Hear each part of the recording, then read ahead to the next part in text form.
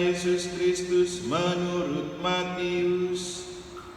Dimuliakanlah Tuhan.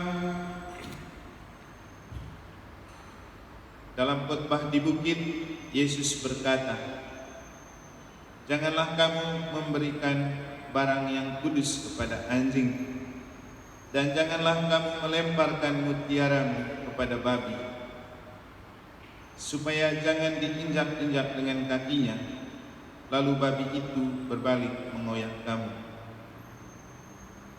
Segala sesuatu yang kamu kehendaki diperbuat orang kepadamu, berbuatlah demikian juga kepada mereka. Itulah isi seluruh hukum Taurat dan kitab para nabi. Masuklah melalui pintu yang sempit itu, karena lebarlah pintu dan luaslah jalan yang menuju kepada kebinasaan, dan banyak orang telah masuk melalui pintu dan jalan itu. Tetapi sempitlah pintu dan sesatlah jalan yang menuju kehidupan, dan sedikitlah orang yang menemukannya."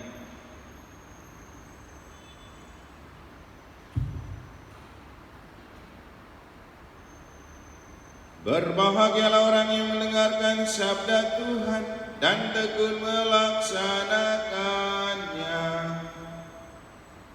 Sabda-Mu adalah jalan, kebenaran dan hidup kami.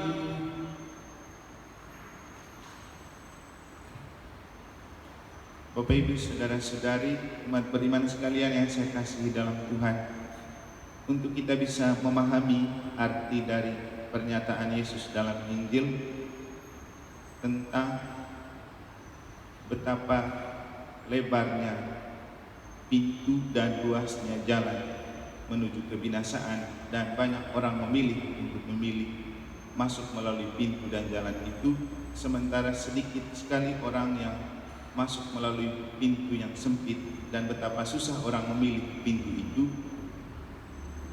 Saya mengajak kita untuk mendalami pemikiran atau maksud dari seorang filsuf dari Jerman, namanya Friedrich Wilhelm Nietzsche. Dia menjadi sangat terkenal karena dialah filsuf yang mengatakan bahwa Allah itu telah mati. Sebenarnya bukan karena Allahnya yang mati, tetapi manusia yang mematikan Allah di dalam dirinya, hanya karena terkait dengan satu hal yang ada di dalam diri manusia, yang oleh Nietzsche sendiri disebut dengan will to power. Will to power itu artinya kehendak untuk berkuasa. Dan itulah yang selalu ada di dalam diri setiap pribadi, untuk menutup jalan kepada pintu yang sempit dan membuka jalan kepada pintu yang lebar kepada kebinasaan. Bapak, Ibu pasti pernah mengalami ketika Anda memaksakan kehendak kepada entah suami atau anak-anak, atau sebaliknya orang memaksakan kehendak kepada kita, sering itu yang menciptakan banyak persoalan dan mengantar kita kepada kebinasaan. Cerita dalam bacaan pertama menjadi sebuah contoh yang sangat konkret untuk kita mempelajari apa artinya ketika kita memaksakan kehendak untuk berkuasa, dan apa artinya ketika kita membiarkan kehendak penguasa yang bekerja.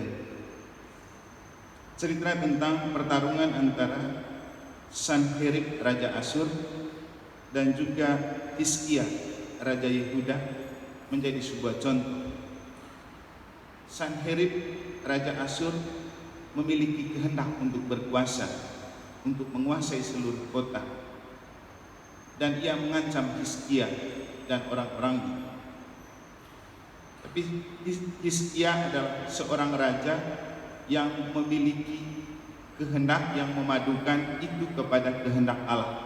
Maka ketika ia menerima surat ancaman dari Raja Sanherib, ia datang kepada Tuhan, berdoa kepada Tuhan, meminta petunjuk Tuhan, membiarkan Tuhan bekerja melawan Sanherib. Dan apa yang terjadi? Tuhan menjawab doanya. dan Tuhanlah yang mengalahkan keangkuhan dan kepongahan dari kehendak untuk berkuasa Sanherib, raja dari Asyur.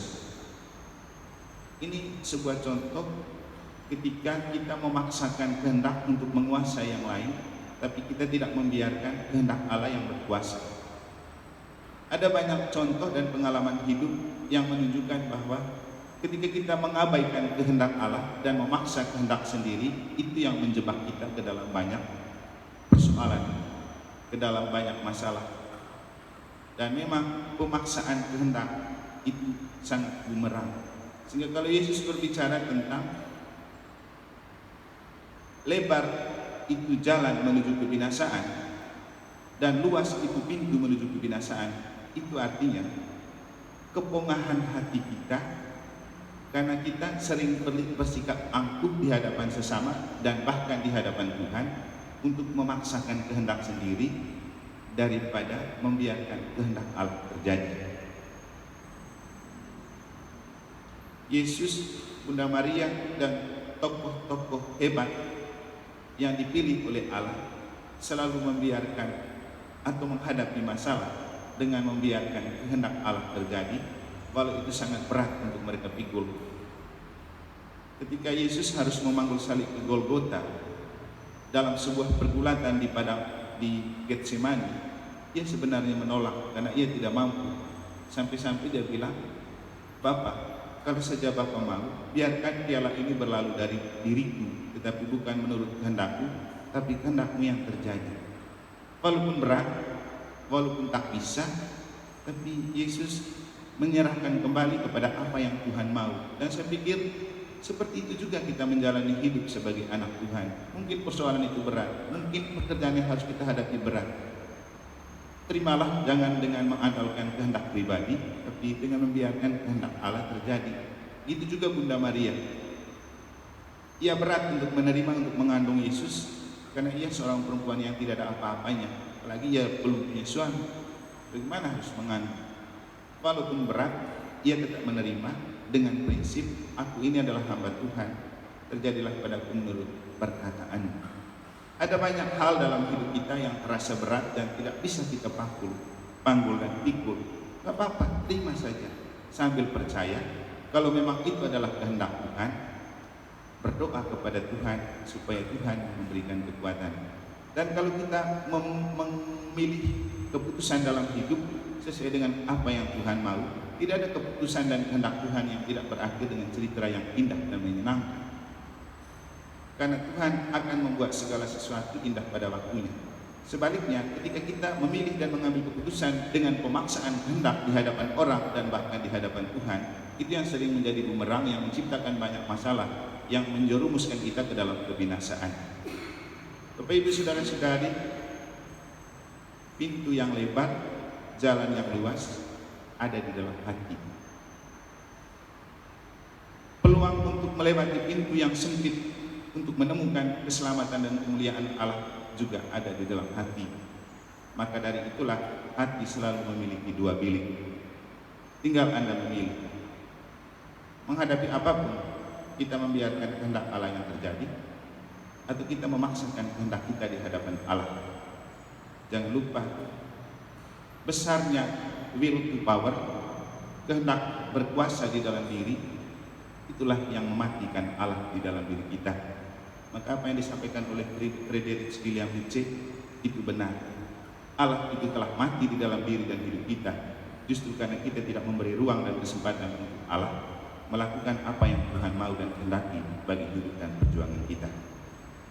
Semoga Tuhan memberkati.